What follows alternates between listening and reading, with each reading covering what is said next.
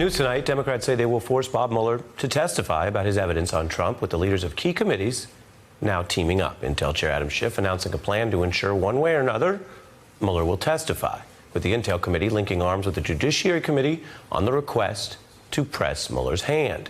It has now been 27 days since Mueller made his position plain. He views his report as his testimony, and he will not say more in public. I hope and expect this to be the only time that I will speak to you in this manner. We chose those words carefully, and the work speaks for itself. And the report is my testimony.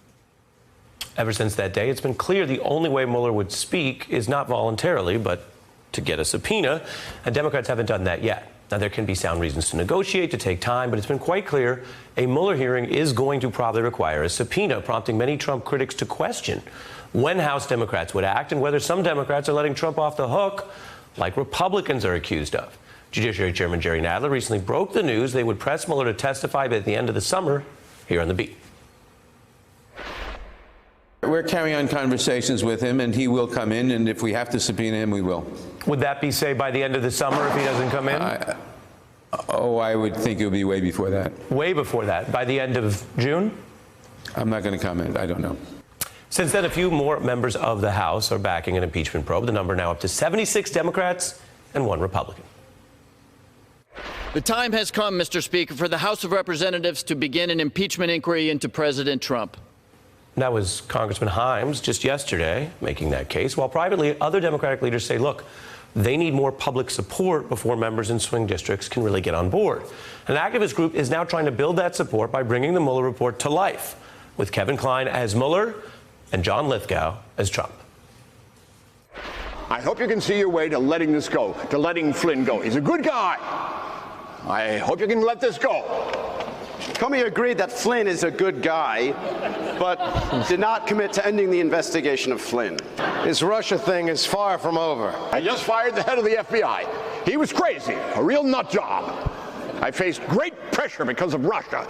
That's taken off. If the press asked him, he would tell the truth that the Comey firing was not his idea. When Sessions told the president that a special counsel had been appointed, the president slumped back in his chair and said, "Oh my God, this is terrible. This is the end of my presidency. How could you let this happen, Jeff?" Hicks said that she had only seen the president like that one other time, when the Access Hollywood tape came out. Bannon recalled telling the president that the purported conflicts were ridiculous. Call Rod. Tell Rod that Mueller has conflicts and can't be the special counsel. Mueller has to go. Call me back when you do it.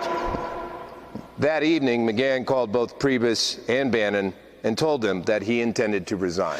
McGahn said that the president had asked him to do crazy.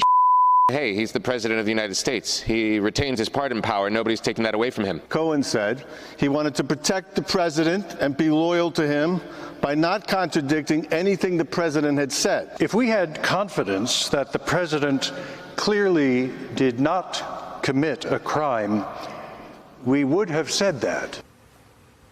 Will it work? This group is hoping people will learn more about what's in the Mueller report from this effort, which has sparked its own debate over whether this kind of legal table read is the way to take on a president who dominates the media with his televised Twitter strategies. There's also a similar effort from director Rob Reiner tapping Robert De Niro and other big names to drill home their interpretation of what the Mueller report means. They see it as a slam dunk case Trump committed the crime of obstruction.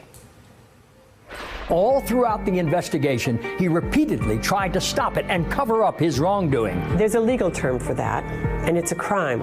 It's called obstruction of justice. Obstruction of justice. Obstruction of justice. And the Mueller report is filled with Trump obstructing justice. Donald Trump, if you're listening, on behalf of the American people, we will hold you accountable. Hey, I'm Ari Melber from MSNBC. You can see more of our videos right here, or better yet, subscribe to our YouTube channel below. You could have been anywhere in the world, but you're here with us, and we appreciate that.